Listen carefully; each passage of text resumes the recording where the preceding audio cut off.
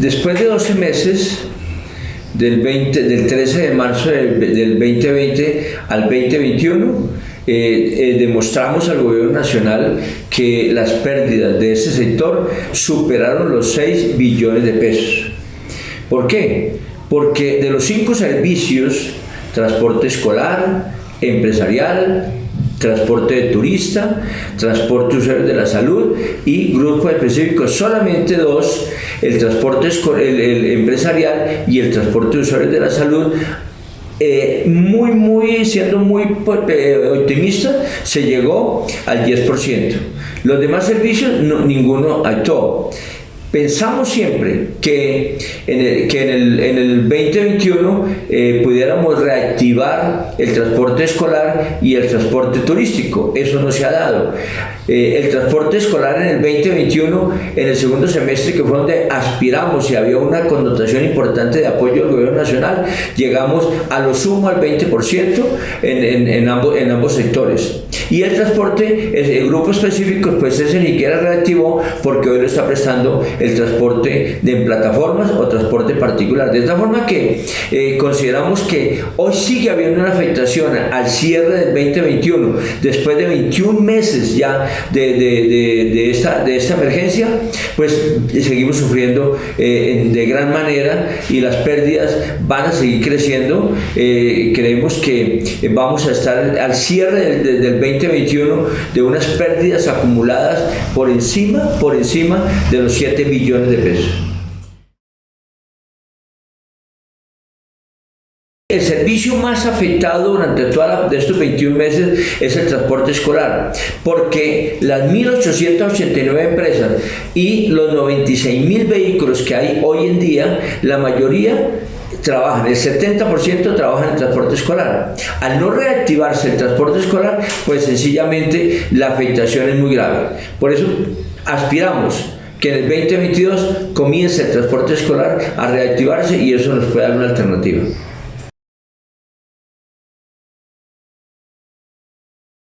Las expectativas son grandes. El gobierno nacional ha hablado de un crecimiento cercano al 9.6% de la economía nacional. Si eso se llega a dar, significa que la industria, los servicios, el turismo, todo se va a reactivar. Y quisiéramos creer que en ese momento también el transporte escolar, o sea, los establecimientos educativos públicos y privados, pues tomen la decisión de abrir sus puertas, de invitar, pero masivamente, a los padres de familia, que la industria solicite que sus empleados vuelvan a la presencialidad, que el gobierno nacional dé ejemplo de llevar a su 1.000.000 de empleados también a las oficinas, como le hemos pedido al gobierno nacional, que aplique la directiva 04 del presidente Duque, de solicitarle a sus empleados que regresen nuevamente, y eso activaría el transporte empresarial en un porcentaje importante,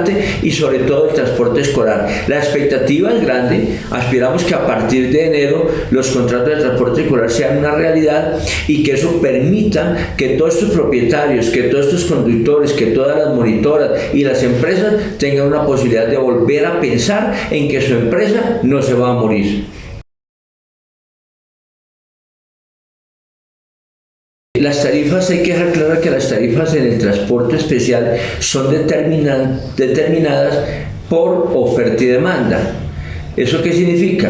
Que contratantes y contratistas se ponen de acuerdo en un mercado muy competitivo, pero también en el fondo hasta desleal. ¿Por qué? Porque en términos de competencia, pues en algunos sectores se hace competencia desleal, o bien del contratante o bien del contratista, en el caso de la empresa de transporte, e inclusive del propietario de vehículo, que termina siendo contratista. En la deformación del mercado, el propietario termina contratando, lo cual es absolutamente ilegal.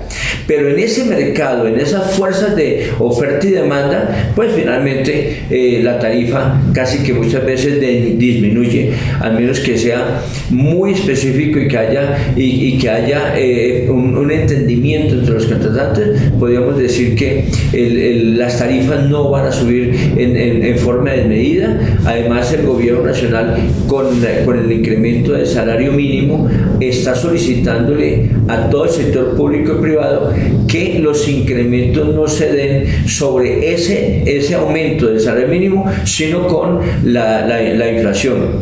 Y la inflación pues va a estar entre el 4 o 5%, y sobre eso se está pensando. Pero aquí realmente no hay una definición inmediata de que a partir del 1 de enero se suben las tarifas, porque no son tarifas establecidas por el gobierno nacional, sino son de oferta y demanda. De tal forma que ahí muchos padres de familia van a poder, a través de sus establecimientos educativos y de sus asociaciones de padres de familia, fijar una tarifa que quede acorde con sus ingresos, acorde con la situación y acorde con una emergencia sanitaria que está prorrogada hasta el 28 de febrero del 2020.